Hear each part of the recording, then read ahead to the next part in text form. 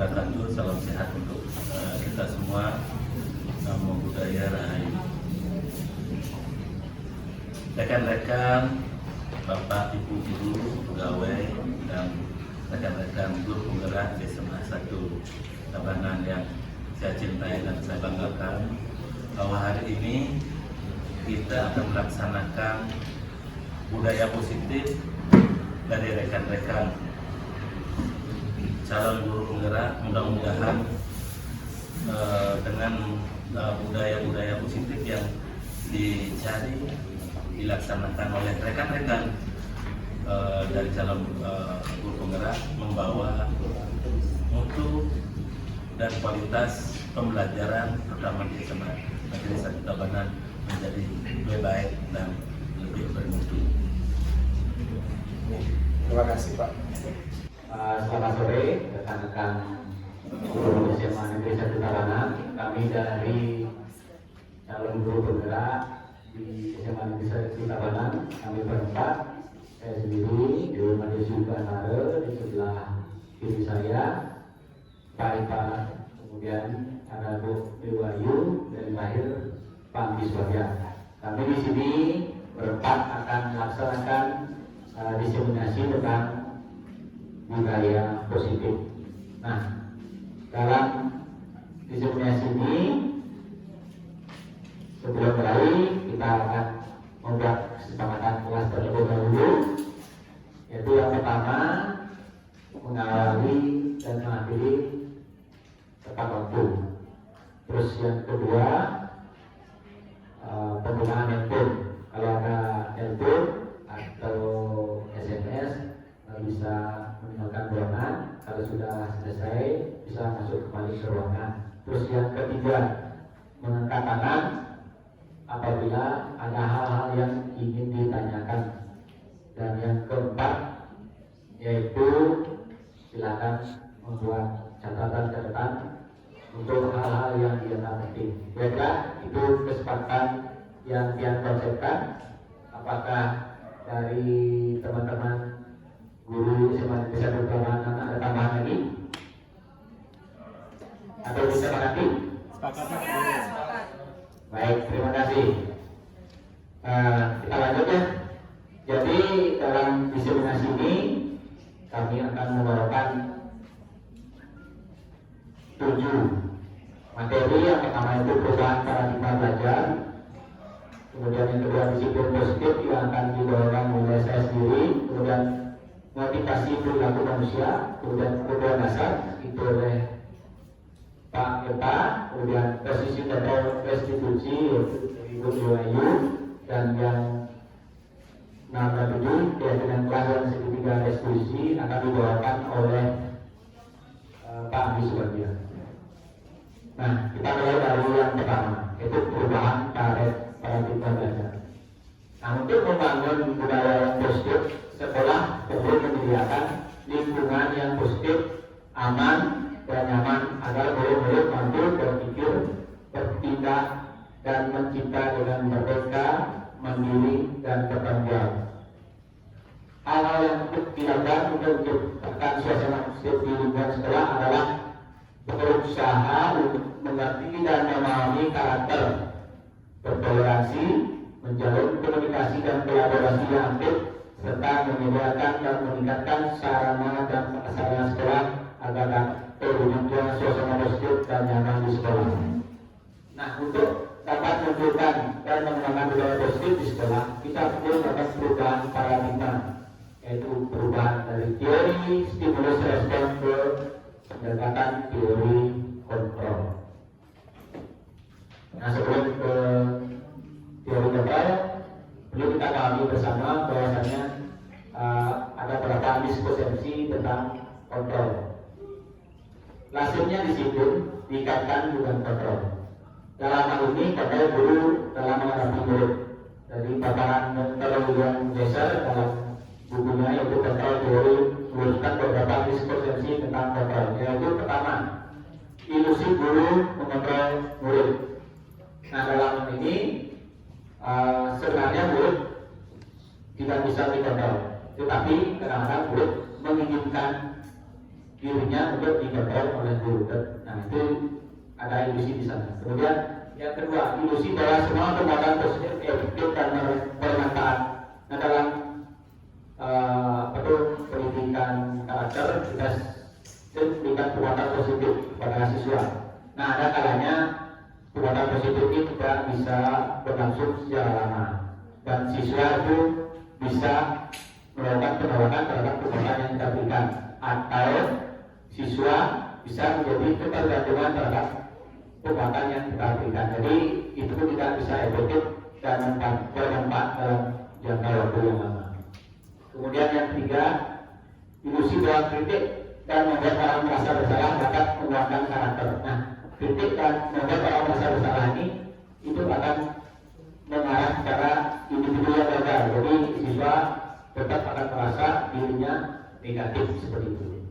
Kemudian yang keempat, yaitu ilusi bahwa orang dewasa memiliki hak untuk memaksa. Jadi guru sebenarnya tidak boleh memaksakan kepada siswa untuk mengikuti apa yang diinginkan oleh guru. Jadi kita di sini harus melakukan pendekatan yang berbeda. Baik, selanjutnya yaitu bagaimana seseorang bisa berubah dari paradigma stimulus respon ke pendekatan teori kontrol. Nah, di sini ada seorang ilmuwan yaitu Stephen L. Covey dalam bukunya Principles and Leadership tahun 1991 mengatakan bahwa bila kita ingin membuat kemajuan perlahan, sedikit-sedikit ubahlah sikap atau perilaku Anda. Namun bila kita ingin memperbaiki cara-cara utama kita, maka kita perlu mengubah kerangka ajar kita. Ubahlah bagaimana Anda melihat dunia, bagaimana Anda berpikir tentang manusia. Ubahlah paradigma Anda, skema pemahaman dan penjelasan aspek-aspek tertentu tentang realitas. Nah, perubahan paradigma itu yaitu dari teori stimulus respon ke pendekatan teori kontrol ini bisa dibedah menjadi beberapa hal, yaitu kalau stimulus respon yaitu kita kebutuhan kita itu sama, itu pandangannya. Kemudian untuk teori kontrol kebutuhan kita itu berbeda. Pada stimulus respon semua orang melihat hal yang sama, tapi dalam teori kontrol semua orang memiliki gambaran yang berbeda. Kemudian pada stimulus respon kita mencoba mengubah orang agar berpandangan sama dengan kita. Tapi dalam teori kontrol kita berusaha memahami pandangan orang lain tentang dunia. Jadi bisa berbeda pandangannya. Kemudian yang berikutnya pada stimulus respon, perilaku buruk dilihat sebagai suatu kesalahan. Tapi dalam teori kontrol semua perilaku memiliki tujuan, baik itu perilaku buruk maupun perilaku yang baik, pasti ada tujuannya. Kemudian selanjutnya yaitu stimulus respon. Orang lain bisa mengontrol saya. Kemudian dalam teori kontrol hanya Anda yang bisa mengontrol diri Anda sendiri. Kemudian selanjutnya itu pada stimulus respon, saya bisa mengontrol orang lain.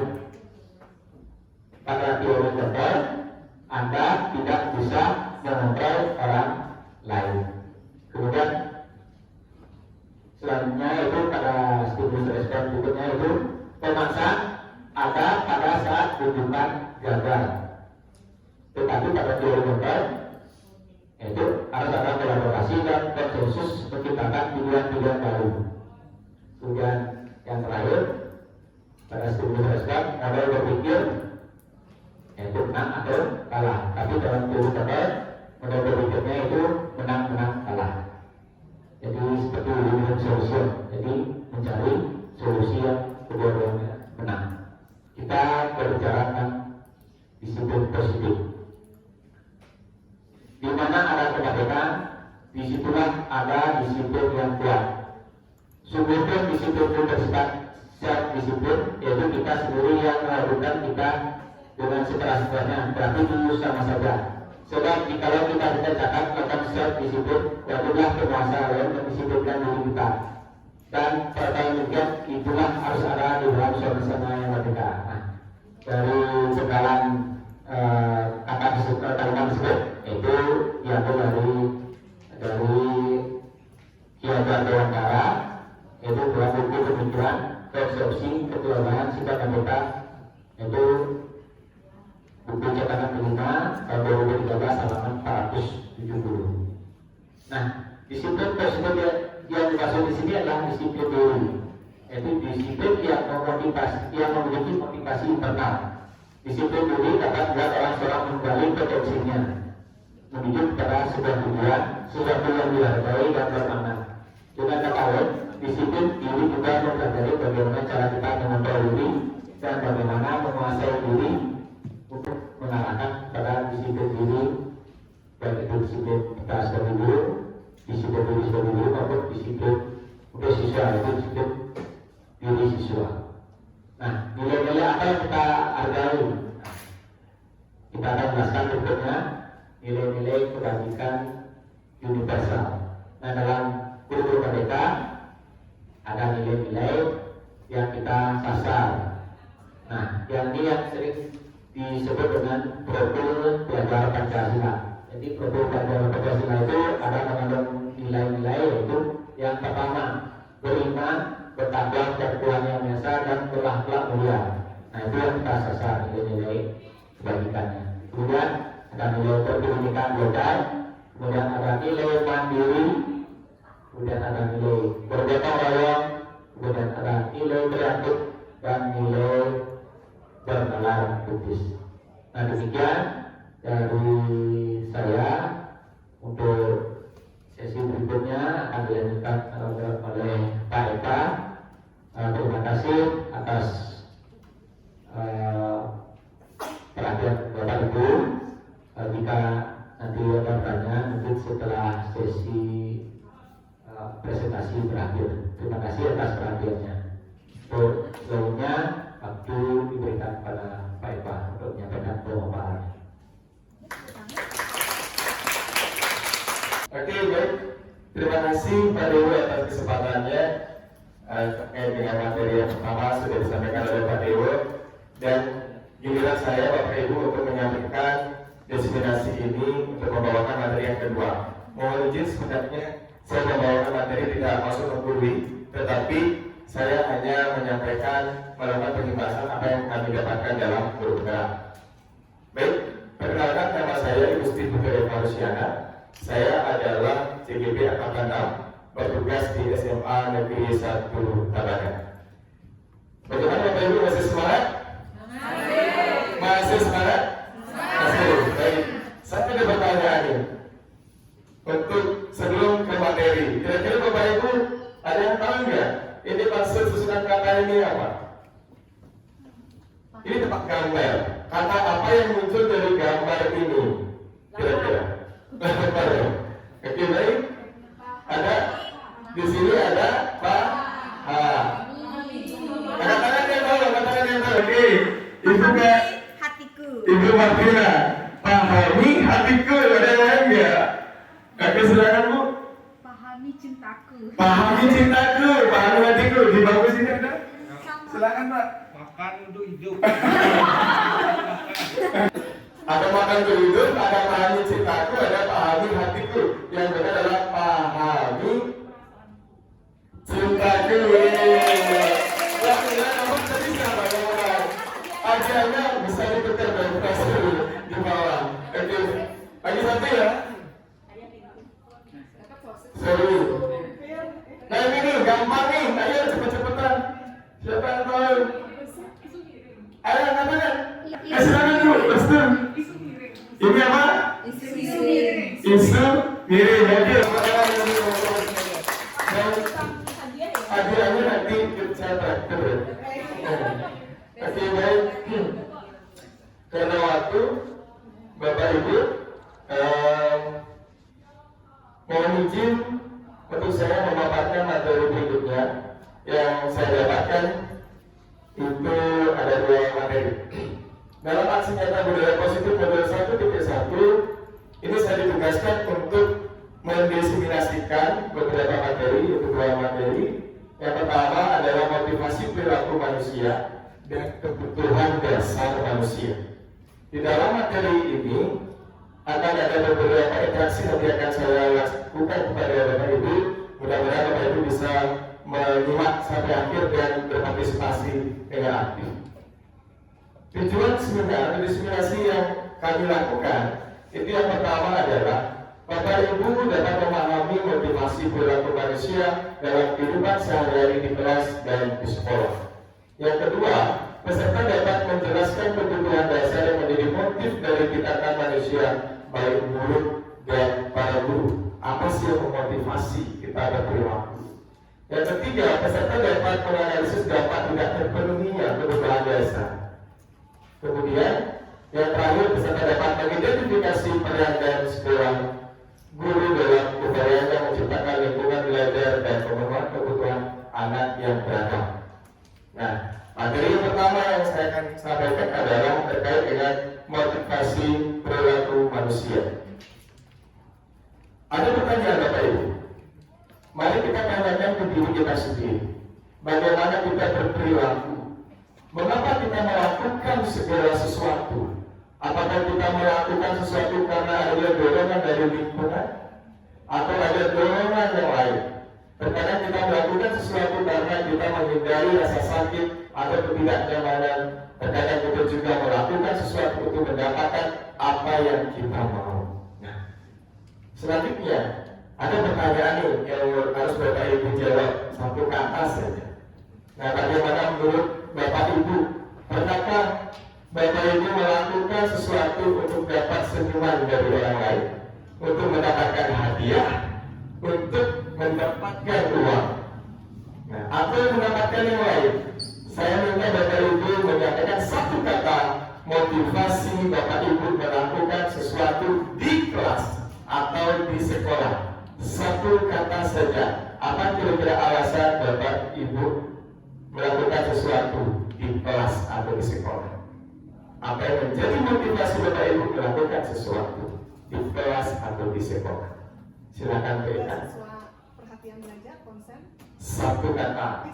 Perhatian atau konsen belajar. Yang lain? Pengakuan. Oke, silakan Pak Dedi. Pengakuan. Pengakuan bahwa kita diakui ada di kelas.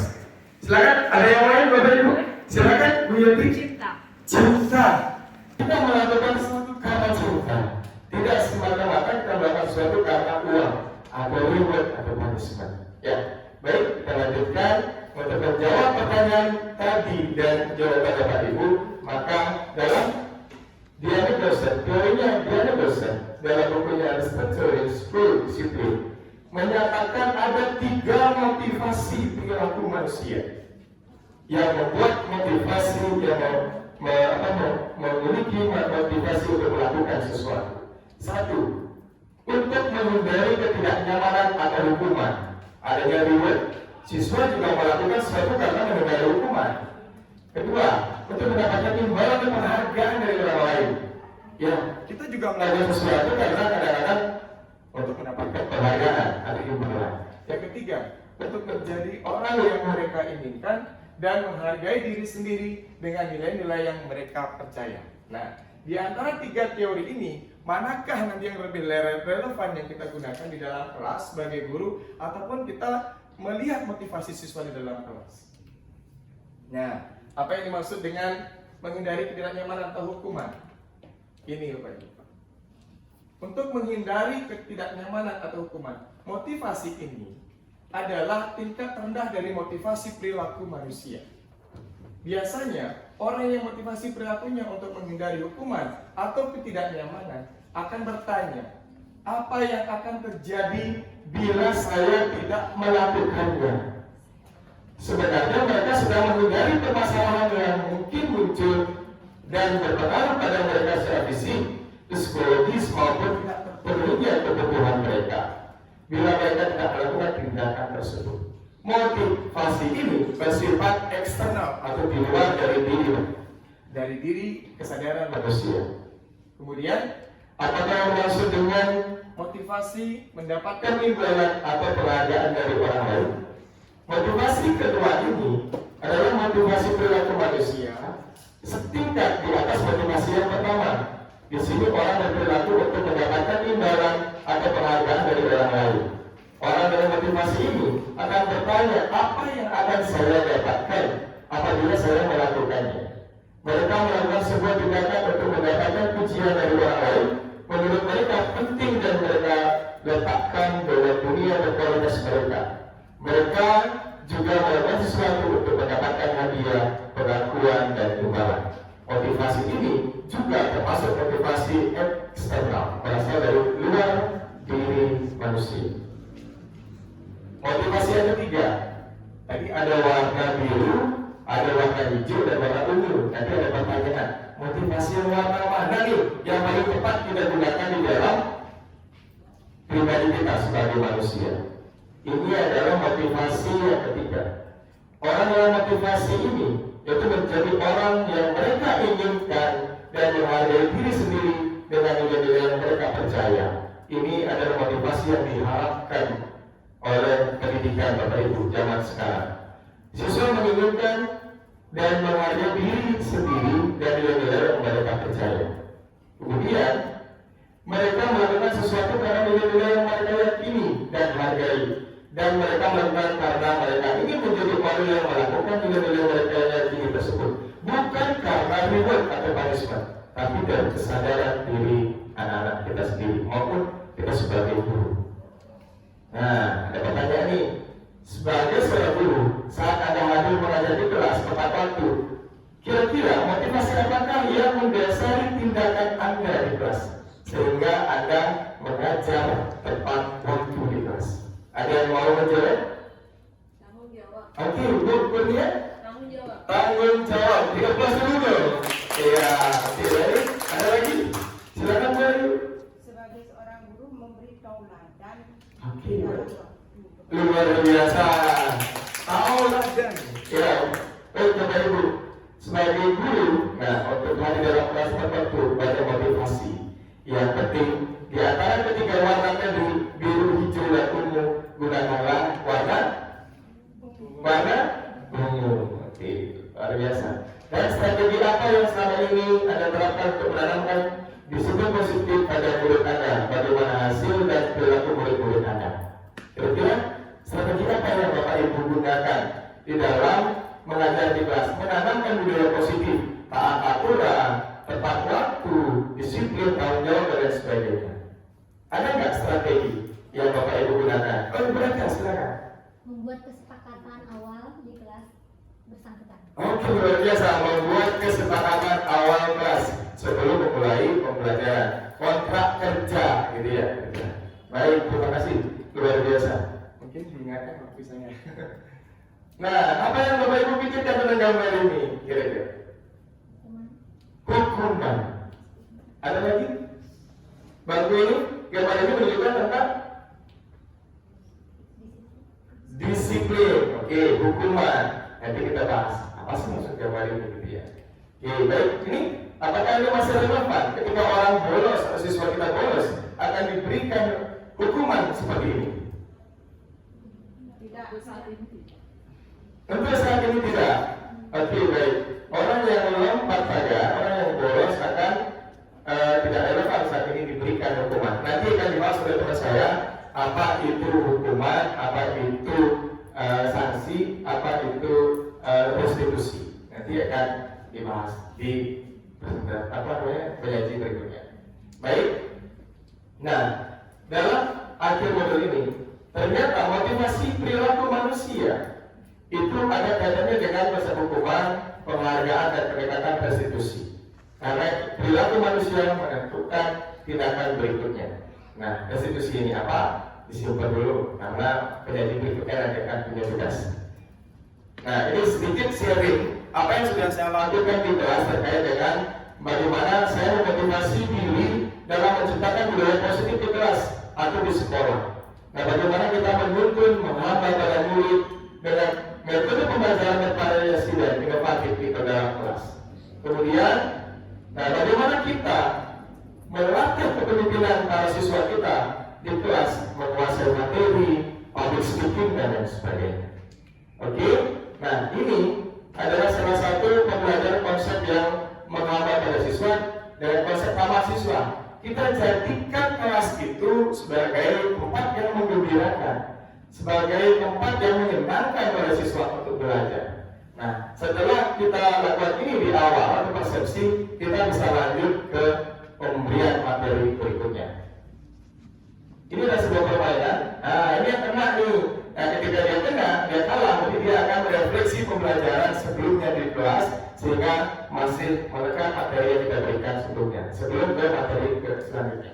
Oke, refleksi kita, kesimpulan dari motivasi perilaku manusia adalah motivasi merupakan indikator utama mempengaruhi perilaku manusia dalam menciptakan budaya positif di kelas maupun di sekolah. Nah, pertanyaannya, dari ketiga motivasi perilaku manusia yang sudah kita bahas tadi, manakah yang akan Bapak Ibu guru gunakan untuk menciptakan budaya positif di dalam kelas? Warna biru, hijau, atau ungu? Sekarang saya minta Bapak Ibu untuk angkat tangan. Siapa yang menggunakan tadi pendekatan motivasi perilaku warna biru? Tidak ada. Siapa yang menggunakan warna hijau? Angkat tangan. Tidak ada. Siapa yang akan menggunakan pendekatan motivasi perilaku manusia warna ungu? Angkat tangan dikit ini. Oke, baik. Hampir semua ya. Mudah-mudahan melaksanakan baik. Ya, baik. Materi itu yang pertama, Bapak Ibu. Sekarang yang kedua saya singkat saja karena durasi. Nah, sekarang kebutuhan manusia. Kebutuhan manusia atau kebutuhan dasar manusia dalam materi saya yang kedua. Jadi mau tinggalkan waktunya. Dan sekarang kebutuhan dasar manusia ini ada pertanyaan pemantik nih. Mungkin Bapak Ibu bisa lihat di pertanyaan itu. Ibu Ambar, guru wali kelas 2A di SD Pelita Hati, sedang bingung menghadapi pula salah satu murid di kelasnya namanya Doni. Beberapa anak di kelas 2A telah datang padanya dan mengeluhkan Doni yang seringkali meminta bekal makan siang mereka dengan pasrah. Jika Anda menghadapi situasi seperti Ibu Ambar, apa yang akan Anda lakukan sebagai seorang guru di kelas? Nah, jawaban ini akan dilihat dari, maka Bapak Ibu harus memahami kebutuhan dasar yang mendasari perilaku murid kita. Kita nggak boleh semata-mata menghukum anak didik kita. Lalu kita harus membuat sebuah penelitian sedikit kecil gitu ya, mengetahui apa sih yang dibutuhkan siswa, kenapa dia melakukan tindakan tersebut.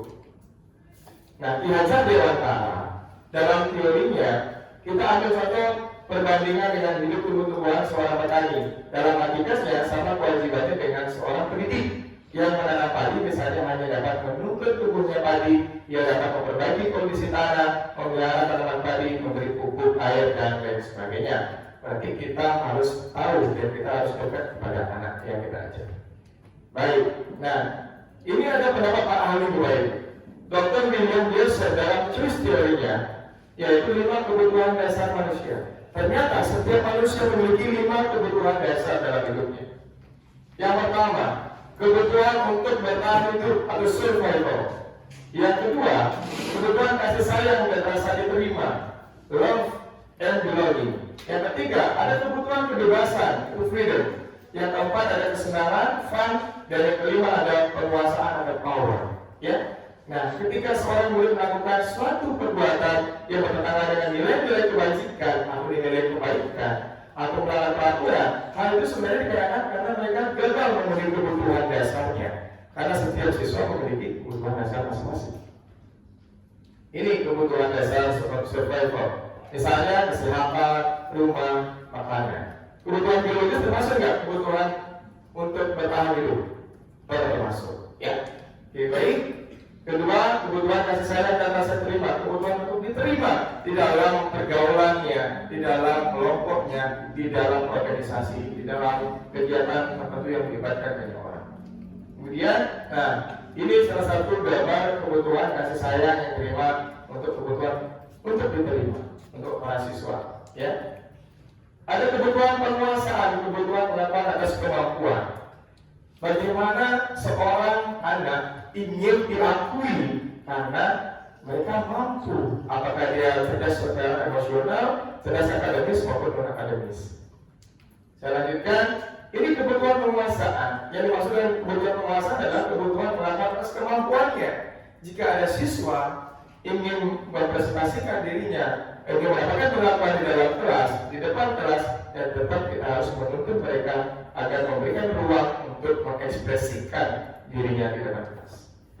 Yang terakhir, ada kebutuhan kebebasan, ada kebutuhan akan pilihan. Anak-anak zaman kamu sekarang nggak mesti belajar di satu sumber itu buku saja, bisa belajar melalui handphonenya, internet. Dalam dunia digital sekarang dia merdeka untuk melakukan berbagai aplikasi. Kemudian yang terakhir nih, anak juga perlu kesenangan, Bapak Ibu. Karena dalam kesenangan ini mereka akan mengekspresikan dirinya sebagai seorang anak yang cerdas, gitu ya. Kemudian, nah refleksi terakhir. Kira-kira apa yang Bapak Ibu dapatkan dari pemahaman kebutuhan dasar manusia? Siapa yang bisa menyimpulkan dan membaca di depan terkait dengan refleksi materi atau rangkuman dari kebutuhan dasar sebagai seorang murid maupun guru di sekolah? Saya minta satu relawan, satu teman untuk membacakan kesimpulannya. Mungkin Ibu Yoga, silakan Ibu. Terima kasih atas kesempatannya untuk refleksi materi. Setiap anak memiliki kebutuhan dasar sebagai seorang murid yang harus dipahami oleh guru di sekolah. Nah, di antaranya adalah yang pertama, kebutuhan untuk bertahan hidup atau survival. Kasih sayang dan rasa diterima, love and belonging, kebebasan, freedom, kesenangan, fun, dan penguasaan, power. Terima kasih. Ini adalah kesimpulan dari kebutuhan dasar manusia, ada 5 ya. Satu, kebutuhan bertahan hidup, survival, love and belonging, freedom, fun, dan power. Kekuatan, penguasaan. Baik, nanti tanya jawab akan dilaksanakan di akhir. Kepada silakan ditanyakan. Naik delman pergi ke kota, jangan lupa membeli alpukat. Demikian presentasi kita, semoga bisa bermanfaat. Saya akhiri dengan selamat siang. Terima kasih. Saya dulu. Materi berikutnya akan dilanjutkan oleh rekan saya, Bude Ayu Anaksi. Terima kasih. Selamat sore Bapak Ibu Guru. Salam bahagia untuk kita semua. Pada sore hari ini saya Dewa Ayu Putri, JPP Angkatan 6 Kabupaten Tabanan dari SMA 1 Tabanan akan membawakan materi mengenai 5 posisi kontrol dalam mewujudkan budaya positif.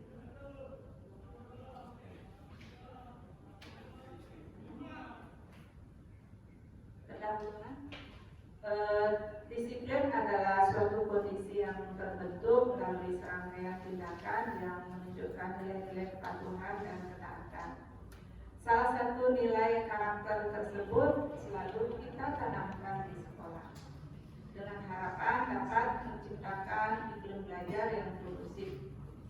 Berbagai cara dilakukan dalam mendisiplinkan murid, salah satunya menyusun kebijakan kelas yang wajib dipatuhi oleh murid. Namun dalam penerapannya tidak selalu mulus, masih saja ditemukan pelanggaran-pelanggaran yang dilakukan oleh murid. Menurut Diana Gosen dalam bukunya Restructuring School Discipline yang diterbitkan tahun 1998, Gosen berkesimpulan ada 5 posisi kontrol yang diterapkan oleh guru.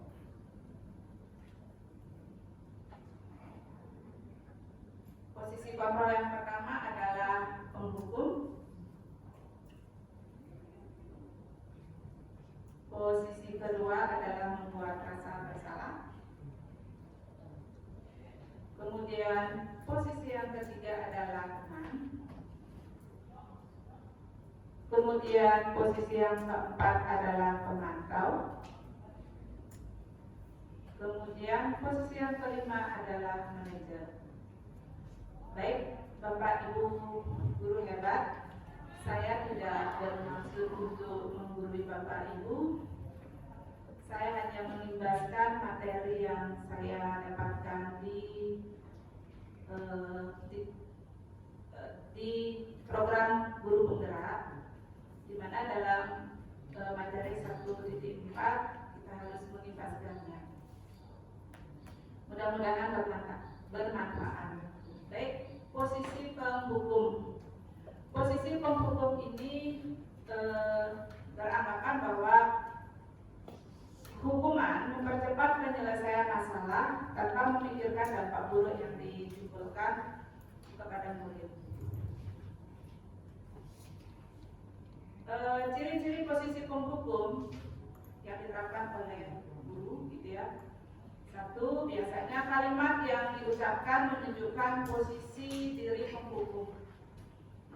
Kemudian, guru yang berada di posisi penghukum biasanya menggunakan hukuman fisik atau hukuman verbal. Kemudian ciri yang ketiga, penggunaan intonasi dengan suara yang tinggi serta bahasa tubuh seperti menunjuk-nunjuk ke atas.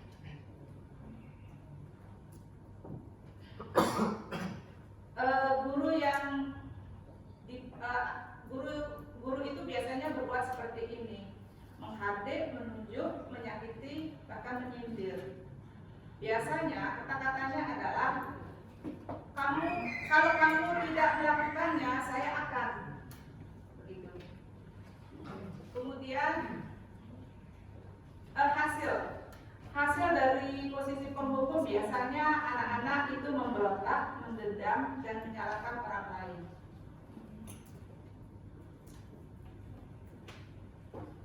Kemudian dampak bagi siswa itu biasanya dia mengulangi kesalahannya, berperilaku menjadi agresif, dan biasanya murid berkata, saya tidak peduli.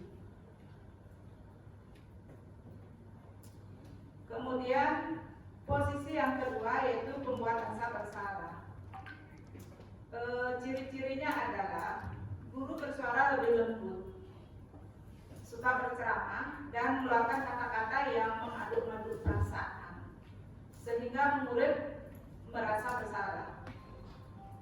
Penggunaan keheningan yang membuat orang lain merasa tidak nyaman, bersalah, atau rendah diri. Kemudian pembuat rasa bersalah ini akan menghasilkan siswa yang akan menyembunyikan, menyangkal, dan berbohong untuk menutupi kesalahannya. Di posisi ini, murid akan memiliki penilaian diri yang buruk tentang diri mereka. Murid merasa tidak berharga dan telah mengecewakan orang-orang yang disayanginya.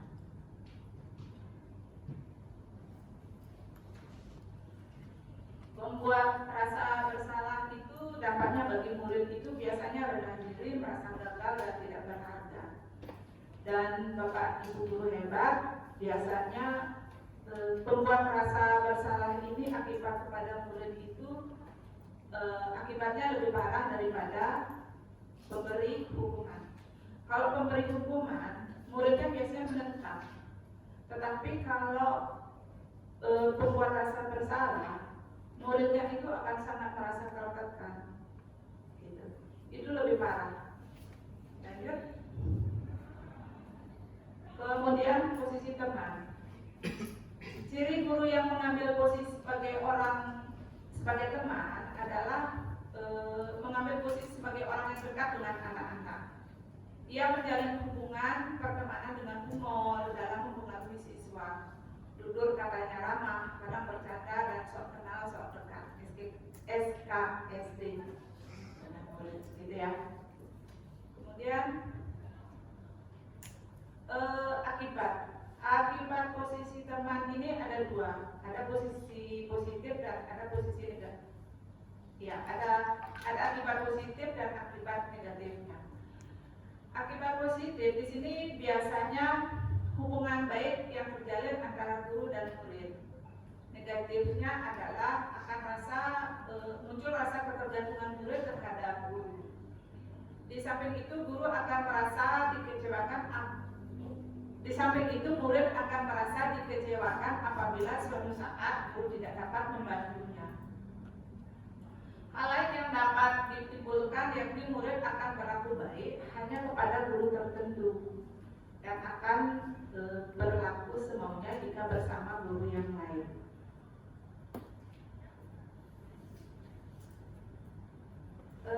Dampak posisi teman bagi murid itu adalah murid akan tergantung, tidak mandiri dan tidak bisa memutuskan. Lanjut, posisi yang ketiga adalah posisi pemantau. Ketika mengawasi, guru bertanggung jawab atas perilaku murid-murid yang diawasi. Posisi pemantau berdasarkan peraturan-peraturan dan konsekuensi.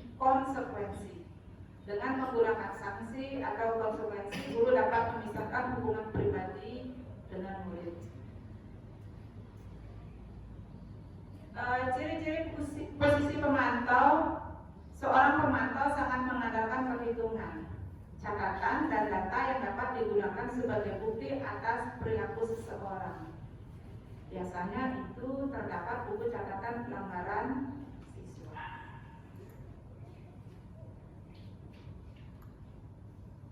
Hasil dari posisi pemantau, biasanya murid menyesuaikan bila diawasi. Jadi kalau diawasi dia akan baik, kalau tidak diawasi, ya disiplinnya akan kurang. Murid memahami sanksi yang harus dijalankan karena telah melanggar salah satu tata tertib sekolah atau peraturan sekolah.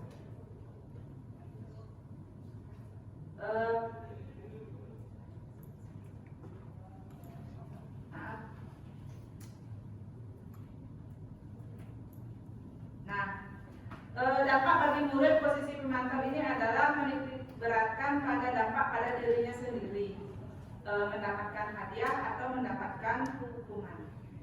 Ya. Nah, posisi yang kelima adalah posisi manajer. Posisi di mana guru berbuat sesuatu bersama dengan murid, mempersilahkan murid, mempertanggungjawabkan perilakunya, mendukung murid agar dapat menemukan solusi atas permasalahannya sendiri, atau istilahnya restitusi. Nanti bagaimana restitusi dilakukan akan dijelaskan oleh rekan saya berikutnya. Lanjut, ciri-ciri posisi manajer. Murid diajak untuk menganalisis kebutuhan sendiri maupun kebutuhan orang lain. Menekankan bukan pada kemampuan membuat konsekuensi, namun bagaimana cara berkolaborasi dengan murid dalam memperbaiki kesalahan yang telah dilakukan. Tugas seorang manajer bukan untuk mengatur perilaku seseorang. Kita membimbing murid untuk dapat mengatur dirinya. Jadi motivasi intrinsik. Ciri berikutnya, seorang manajer bukannya memisahkan murid dari kelompoknya, tetapi mengembalikan murid tersebut ke kelompoknya dengan lebih baik dan kuat. Nah, hasil dari posisi manajer, murid mendapat penguatan watak atau karakter. Nah, dampak dari posisi manajer itu murid dapat mengevaluasi diri bagaimana menjadi diri yang lebih baik. Nah, demikian materi yang saya bawakan. Dalam hal kita berefleksi, kira-kira dalam penerapan disiplin murid, posisi mana yang sering kita lakukan. Jadi kita merefleksikan diri selama ini. Jadi ada 5 posisi. Apakah Bapak Ibu sebagai penghukum, sebagai membuat rasa bersalah, kemudian yang ketiga sebagai teman, yang keempat pemantau, dan yang kelima berposisi sebagai manajer. Demikian kesimpulan yang saya bisa kemukakan. Dari 5 posisi kontrol tersebut, posisi manajer adalah tujuan akhir kita melakukan melakukan disiplin pendisiplinan siswa. Namun fakta di lapangan bisa saja seorang guru kembali kepada posisi teman atau pemantau bila murid belum siap diajak berdiskusi melakukan restitusi. Jadi bagaimana proses restitusi nanti akan dibawakan oleh rekan saya berikutnya. harapan kita semoga kita berada di posisi manajer dalam mendisiplinkan anak sehingga anak lebih mandiri, merdeka, dan bertanggung jawab atas perilakunya yang pada akhirnya menciptakan lingkungan yang positif, aman, dan nyaman.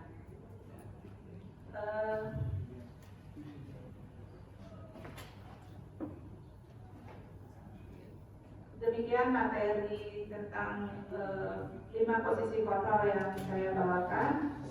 Apabila nanti ada pertanyaan, saya usahakan nanti dijawab pada akhir sesi. Untuk itu saya ucapkan terima kasih dan terima kasih.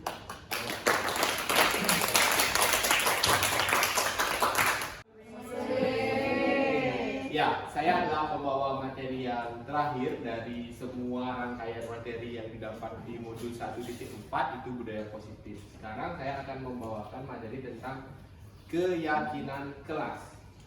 Pertama, mengapa tidak peraturan saja? Mengapa harus keyakinan kelas? Apakah Bapak Ibu ada yang tahu kenapa tidak peraturan yang digunakan? Kenapa Keyakinan kelas yang digunakan. Karena keyakinan itu berasal dari hati. Jadi kalau kita belajar dengan hati, cepat masuk. Karena keyakinan berasal dari hati, kalau kita belajar dengan hati cepat masuk. Oke, kita tampung dulu jawabannya. Ibu Martina, silakan. Karena peraturan kadang-kadang dilanggar. Karena peraturan kadang-kadang dilanggar. Benar juga. Kita akan lanjutkan. Ini adalah definisi keyakinan kelas. Keyakinan merupakan nilai kebajikan atau prinsip-prinsip universal yang disepakati bersama secara universal, lepas dari latar belakang suku, negara, bahasa maupun agama. Keyakinan ini akan memotivasi seseorang dari dalam diri sendiri, memotivasi secara intrinsik. Seseorang akan tergerak dan bersemangat untuk menjalankan keyakinannya daripada hanya sekedar mengikuti serangkaian peraturan. Setuju Pak Ibu? Setuju. Untuk mendukung motivasi intrinsik ini, kembali ke nilai-nilai keyakinan yang dapat menggerakkan seseorang dibandingkan mengikuti serangkaian peraturan. Kemudian, setiap tindakan atau perilaku yang kita lakukan di dalam kelas dapat menentukan terciptanya lingkungan yang positif. Kemudian, perilaku yang kelas tersebut menjadi sebuah kebiasaan. Jika di kelasnya sudah terbiasa dengan keyakinan yang positif, maka dia akan selalu positif di kelasnya. Ini adalah contohnya. Jika kita melakukan peraturan di kelas, hanya akan mencakup sebagian warga kelas saja. Kemudian, jika kita melakukan keyakinan di kelas, akan menghasilkan lingkungan positif. Jika lingkungannya sudah positif, maka budaya positif di sekolah akan lebih mudah untuk diterapkan. Kemudian kita berangkat ke perbuatan keyakinan kelas. Yang pertama, keyakinan kelas hendaknya bersifat lebih abstrak. Keyakinan kelas dituliskan berupa pernyataan yang universal. Kemudian dibuat dalam bentuk yang positif, tidak terlalu banyak sehingga mudah diingat dan dipahami oleh warga kelas. Kemudian diterapkan di lingkungan sesuai kondisi. Kemudian warga kelas semuanya harus berkontribusi. Kemudian dapat melakukan suatu pendapat untuk membuat keyakinan kelas. Nanti saya akan ada beberapa foto dengan siswa saat saya membuat keyakinan kelas di kelas tersebut. Apa sih tujuan dari pembentukan keyakinan kelas ini? Yang pertama adalah mengenalkan keyakinan kelas kepada peserta didik agar tidak selalu kita mengenalkan peraturan kepada peserta didik. Kemudian menyusun keyakinan kelas bersama peserta didik. Harus semuanya diajak untuk berdiskusi dan harus disetujui oleh semua pihak yang ada di kelas. Kemudian membiasakan penerapan keyakinan kelas untuk menunjukkan self-disiplin pada peserta didik. Dari keyakinan kelas yang baik, jadi akan ada disiplin kelas yang baik juga. Ini adalah beberapa contoh saat saya melakukan keyakinan kelas.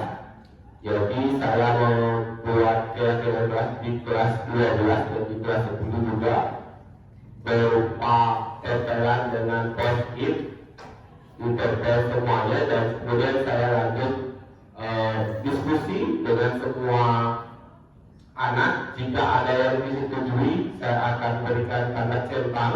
Jika tidak, saya akan berikan tanda silang. Dan ini adalah beberapa contoh keyakinan kelas yang memang sudah disetujui oleh semua siswa, seperti semangat belajar, budaya membaca, kemudian kita harus meningkatkan disiplin dan sebagainya. Kemudian ada segitiga restitusi. Ini adalah materi yang terakhir Bapak Ibu. Nah, saya ada pertanyaan. Jika murid melakukan pelanggaran, apa langkah kita? Siapa yang mengingatkan? Apakah mereka kita beri hukuman atau kita maafkan saja? Mungkin dari salah satu Bapak Ibu ada yang mau berpendapat, Ibu Ayu. Kalau saya ketika melihat murid melakukan pelanggaran, paling tidak kita mengingatkan dulu dengan kata-kata yang sopan, karena murid itu adalah sedang berkembang, apalagi jiwa remaja. Nah, setelah tahu dirinya salah, kita arahkan lain kali, jangan kamu demikian, tadi sudah salah. Nah, dengan sendirinya kalau kita berbicara dengan kata-kata yang lembut, yang tidak menyakitkan, dia akan lebih menyentuh hatinya dan mereka akan, ya Bu, lain kali saya akan tidak berulang lagi. Namun berikutnya yang kita perlu pemantauan lebih lanjut. Ya. Terima kasih Ibu Ayu.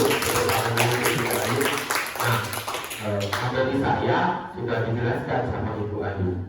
Segitiga restitusi sudah dilakukan oleh mungkin hampir semua guru, tapi juga ada yang mungkin gurunya belum memahami segitiga restitusi, sehingga biasanya ada yang referral ke saya, ke guru BK, tolong ditangani dan sebagainya. Nah, mungkin yang guru tersebut sudah mencoba menangani siswa, tapi kadang siswanya juga sulit untuk ditangani oleh guru tersebut. Makanya sekarang kita akan membahas tentang segitiga restitusi agar anak tersebut paham kenapa dia harus ditangani oleh guru yang tepat. Nah, kebiasaan kita biasanya jika melihat siswa, pertama, langsung memaafkan, tidak mau memperpanjang masalah. Kedua, ada yang membuat mereka tidak nyaman, ada yang mungkin menggunakan kata-kata yang tidak pantas atau mungkin melakukan hukuman dan sebagainya. Kita cenderung menyalahkan mereka, perhatian kita cenderung pada kesalahan yang mereka perbuat, daripada mencari cara bagi mereka bagaimana untuk memperbaiki diri mereka sendiri. Salah satu cara untuk memperbaiki diri agar terwujud disiplin diri dapat kita lakukan melalui segitiga restitusi. Ada 3 langkah dalam segitiga restitusi yang akan saya jelaskan. Yang pertama itu menstabilkan identitas siswa. Yang kedua, memvalidasi tindakan siswa yang salah. Kemudian yang ketiga adalah menanyakan keyakinan dari siswa itu sendiri. Ini jika dibentuk dalam segitiga, ini adalah segitiga restitusi. Kemudian kita akan lanjutkan dulu menstabilkan identitas. Terkadang jika anak berbuat salah itu kita tidak mau tahu siapa dia, apa yang dia lakukan. Kita langsung mencoba untuk menangani siswa tanpa tahu apa dan kenapa hal tersebut terjadi. Jika anak berbuat salah, ada kebutuhan dasar mereka yang tidak terpenuhi. Kadang-kadang guru tidak mau tahu itu. Bagian dasar segitiga restitusi memiliki tujuan untuk merubah orang yang gagal karena telah berbuat kesalahan menjadi orang yang sukses. Saya lanjutkan. Kita harus mampu meyakinkan siswa, mengatakan kalimat seperti tidak ada manusia yang sempurna, saya juga pernah salah, kesalahan seperti itu pernah saya lakukan. Kemudian ketika orang dalam kondisi emosional, maka otaknya tidak akan mampu berpikir rasional. Saat inilah kita menstabilkan identitas anak tersebut. Anak kita bantu untuk tenang dan mencari solusi untuk menyelesaikan permasalahan yang terjadi. Kemudian kita harus mengvalidasi dulu Bapak Ibu tindakan yang salah itu apa. Kita harus paham kebutuhan dasar apa yang membuat tindakan anak tersebut menjadi salah. Kemudian menurut teori Kohlberg, semua tindakan manusia baik atau buruk pasti memiliki maksud dan tujuan tertentu. Ketika kita melarang anak yang berbuat salah, dia akan tetap dalam masalah. Maksudnya, jika kita tahu anak itu salah, kita biarkan saja, tidak ditangani, dia akan menambah masalah baru lagi. Kemudian, diperlukan itu apa Bapak Ibu adalah kita memahami alasan melakukan hal tersebut sehingga anak merasa dipahami. Mungkin anak tersebut kurang perhatian di rumahnya, mungkin dia memang perlu perhatian dari teman-temannya dan sebagainya. Kita harus menanyakan keyakinan dari siswa itu sendiri. Teori Kohlberg menyatakan bahwa kita pada dasarnya termotivasi secara internal. Ketika langkah pertama dan langkah kedua sukses dilakukan, anak-anak sudah mau bercerita dengan baik kepada kita, maka anak akan siap dihubungkan dengan nilai-nilai yang dia percaya dan berpindah menjadi orang yang dia inginkan. Penting menanyakan ke anak tentang kehidupan ke depan yang dia inginkan. Kamu ke depannya mau jadi apa sih? Kamu cita-citanya mau jadi apa sih? Apa yang kamu harapkan untuk kehidupanmu ke depannya? Sangat penting menanyakan itu. Ketika kita sudah menemukan gambaran pada masa depannya, kita dapat membantu mereka untuk tetap fokus pada gambarannya. Ada terkadang anak-anak yang ingin sekali jadi polisi, tapi mereka tidak melakukan sesuatu dengan disiplin. Jadi kita bisa menyentuh perasaannya dengan cara menggambarkan kalau polisi itu disiplin dan sebagainya. Oke, ini adalah kesimpulan dari apa yang saya bawakan hari ini. Melalui segitiga restitusi kita dapat mewujudkan mereka menjadi murid yang merdeka. Kemudian mereka mampu menyelesaikan masalah dengan motivasi internal dan bertanggung jawab terhadap pilihannya.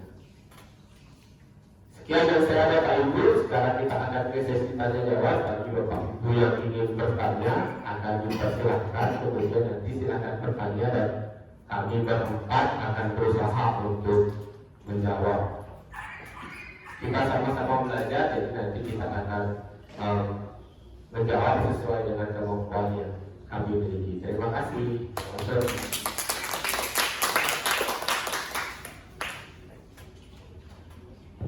Baik Bapak Ibu, ada yang bertanya?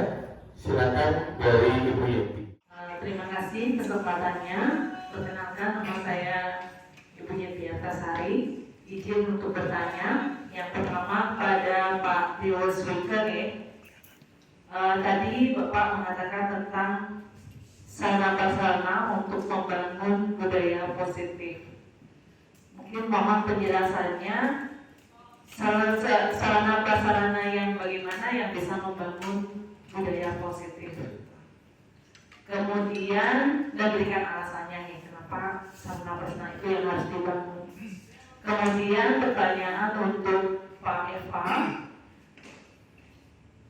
bagaimana menjaga motivasi kita sebagai guru agar tetap dan stabil nih? Terus terang karena banyaknya tugas dan kewajiban, kadang-kadang fluktuasi motivasinya itu lumayan berubah. Jadi menurut Bapak bagaimana caranya menjaga agar tetap stabil? Kemudian pertanyaan untuk Bu Dewayu, maaf bukan dorongan dikit, tapi saya ingin saja bertanya karena saya juga ingin belajar karena materi ini sangat luar biasa menurut kami. Menurut Ibu, bagaimana cara mengendalikan diri kita agar tidak berada di posisi sebagai penghukum? Karena ini hal yang mudah rasanya yang kita lakukan. Mungkin bisa sharing ya Bu ya, biar artinya saya bisa mengendalikan diri saya untuk kedepannya biar tidak berada di posisi penghukum. Kemudian untuk Pak Anggi, ini sebenarnya mudah sih pertanyaannya nih. Menurut Pak Anggi ini, kita kan setiap pertama kali pertemuan itu ada kontrak belajar. Nah, menurut Pak Anggi ini kontrak belajar ini apakah keyakinan kelas atau peraturan? Mohon penjelasannya. Terima kasih kesempatannya. Terima kasih Bu Yeti.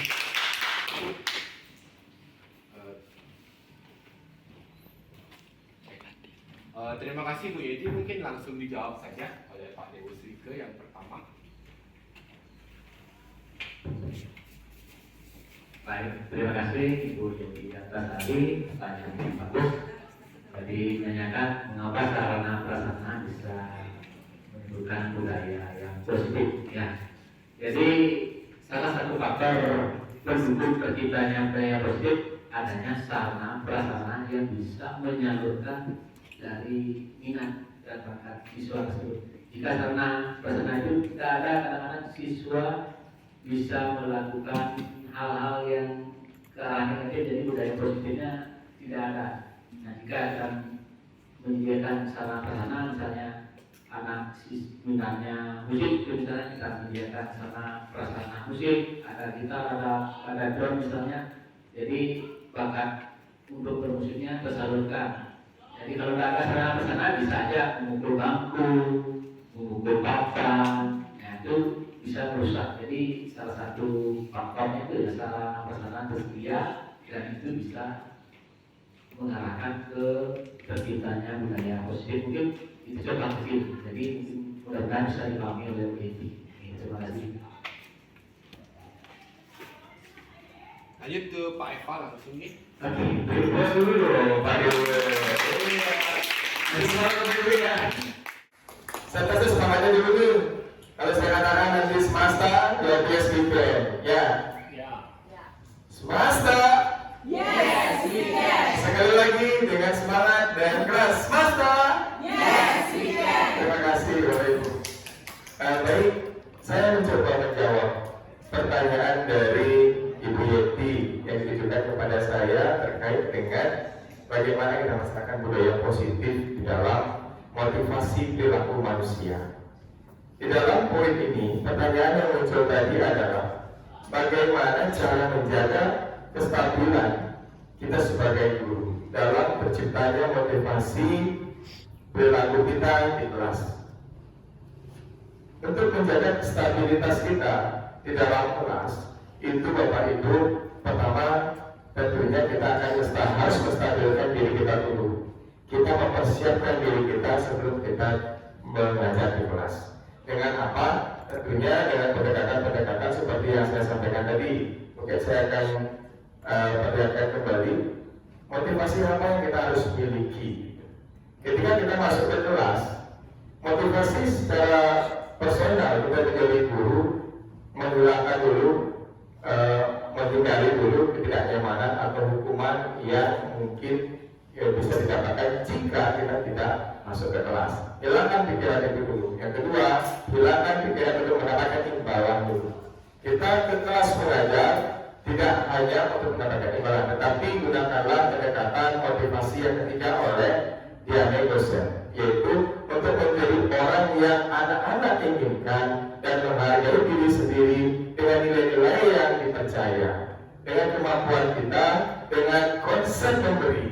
Nah, kembali lagi dengan saya secara pribadi, saya memiliki sebuah motto dalam hidup saya dalam mengajar atau masuk dalam kelas. Saya memiliki konsep atau prinsip the power of giving. Bagaimana saya memberi sesuatu kepada anak-anak, memberikan apa yang saya punya, itu tentunya dengan dasar hati yang ikhlas. Dengan adanya keyakinan itu, kestabilan di dalam diri akan tetap terjaga, tentunya dengan memiliki pemikiran yang positif dalam kelas. Itu saja mungkin yang saya dapat sampaikan kepada Bu Yeti dan rekan-rekan semua. Jika mungkin ada yang ditambahkan, mungkin bisa disempurnakan oleh teman-teman yang lain. Terima kasih, mungkin bisa dipahami. Semesta. Terima kasih. Baik, saya dapat bagian pertanyaan yang ketiga, yaitu bagaimana cara mengendalikan diri kita sebagai guru agar kita tidak berada pada posisi penghukum gitu ya. Sebenarnya pertanyaannya Ibu Yeti itu sudah dijawab begitu ya. Jadi saya sebenarnya tidak perlu jawab karena di sini sudah ada mengendalikan diri. Oke, jadi saya tidak perlu jawab panjang lebar. Jadi hal yang kita lakukan yang mengendalikan diri. Jadi menurut saya pribadi itu kita lebih bersabar, gitu ya.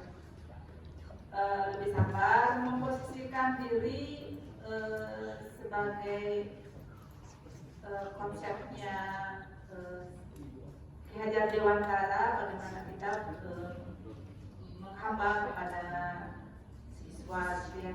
Jadi tidak jawabannya tidak panjang dan lebar. Jadi jawabannya sudah Ibu dapatkan, yaitu pengendalian diri.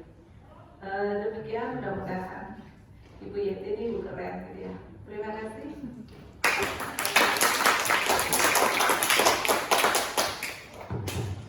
Terima kasih untuk teman-teman semuanya. Jadi saya dapat bagian yang terakhir. Tadi Ibu bilang tentang kontrak belajar. Apakah itu termasuk keyakinan kelas atau bukan? Kembali lagi ke konsep keyakinan kelas, itu adalah hal-hal yang bersifat abstrak dan disepakati secara universal. Ada kontrak belajar, ada siswa yang tidak menyepakati hal tersebut atau terpaksa menyepakati karena hampir 70% siswa mau menyepakati hal tersebut. Padahal dia tidak bisa mencapai sesuai dengan kontrak belajar tersebut. Biasanya keyakinan kelas itu adalah bagaimana kelas itu bisa bersikap yang baik, semisal keyakinan kelas yang bisa saya contohkan adalah menjaga kebersihan kelas, selalu menjaga kebersihan kelas, kemudian saling menghargai dan menghormati, kemudian selalu bekerja sama tapi tidak dalam ulangan ya, selalu bekerja sama, saling membantu dan bergotong royong, kemudian mengambil keputusan semuanya dengan musyawarah. Ada yang meningkatkan disiplin, kadang kan ada kontrak belajar yang tidak boleh terlambat masuk kelas, itu kan bisa langsung masuk ke sini juga, meningkatkan disiplin. Kalau kontrak belajar yang tidak boleh terlambat masuk kelas, mungkin dia ada di kelas tapi tidak memperhatikan, jadi kan dia tidak disiplin juga, jadi bisa masuk di sana jadi satu.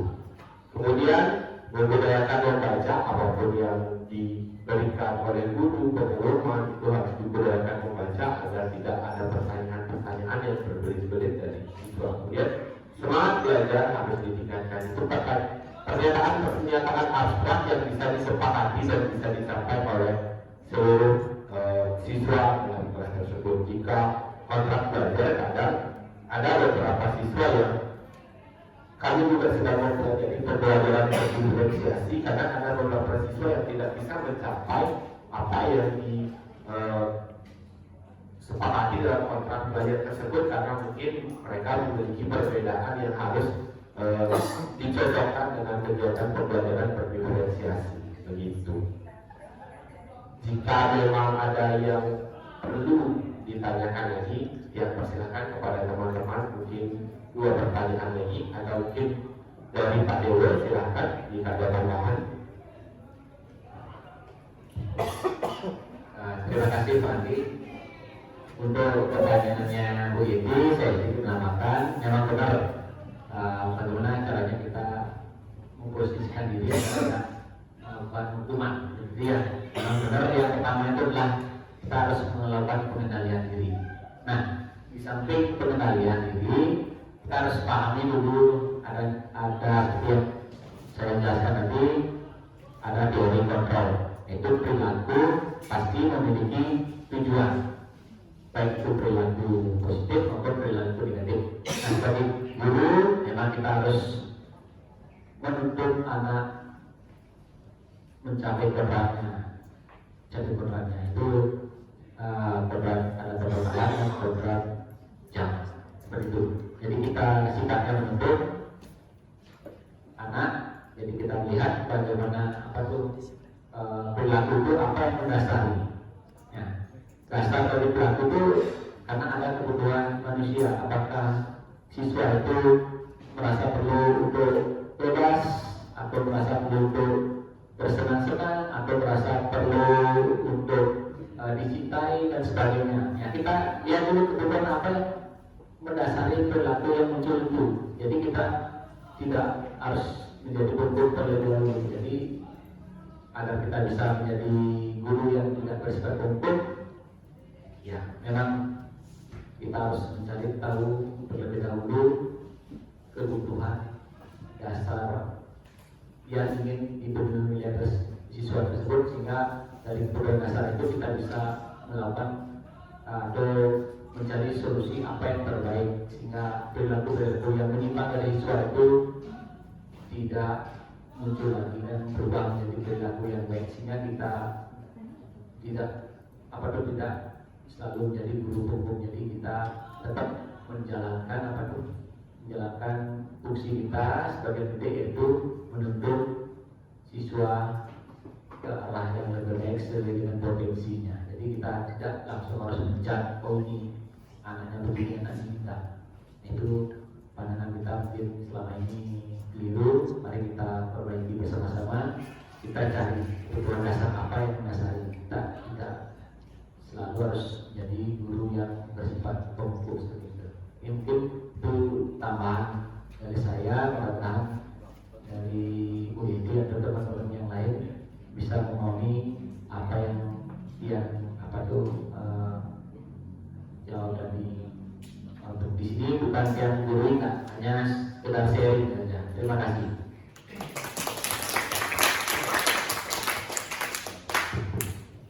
Terima kasih untuk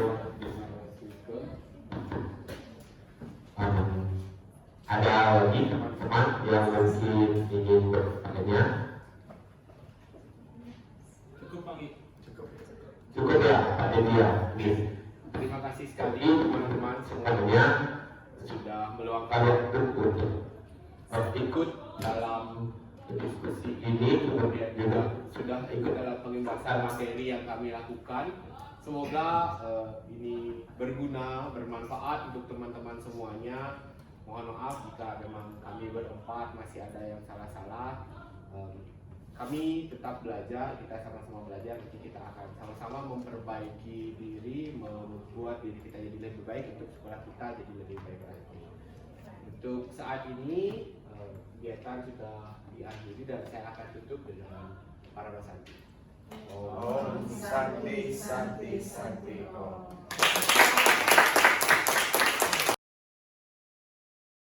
Halo, saya Bu Martina, saya mengajar kimia di kelas 10 dan kelas 11. Kegiatan tadi sangat bermanfaat dan sangat bagus bagi kita. Jadi kita mengetahui banyak hal yang selama ini belum kita ketahui. Kemudian kita mendapatkan banyak metode untuk membuat pembelajaran menjadi lebih baik, lebih bermakna, dan kemudian untuk mencapai hasil-hasil yang tentunya lebih baik untuk sekolah ini dan untuk kemajuan negeri kita Indonesia. Oke. Hai. Saya Eka Apriliana, guru bahasa Indonesia dari SMA Negeri 1 Tabanan. Setelah tadi pengimbasan dari rekan-rekan calon guru penggerak mengenai budaya, seminar budaya positif, itu banyak sekali memberikan hal-hal baru yang selama ini ternyata banyak hal yang harus kita perbaiki dari proses dan juga cara mengajar kita, termasuk juga bagaimana cara untuk bisa membangun pembiasaan dan juga kebiasaan sehingga nantinya bisa memberikan kontribusi bagi peningkatan budaya ke arah yang lebih baik lagi, khususnya di SMA Negeri 1 Tabanan. Jadi terima kasih kepada teman-teman dan juga sukses selalu. Semoga kegiatan serupa bisa terlaksana kembali untuk kemudian lebih menyempurnakan lagi program-program yang ada di sekolah. Terima kasih.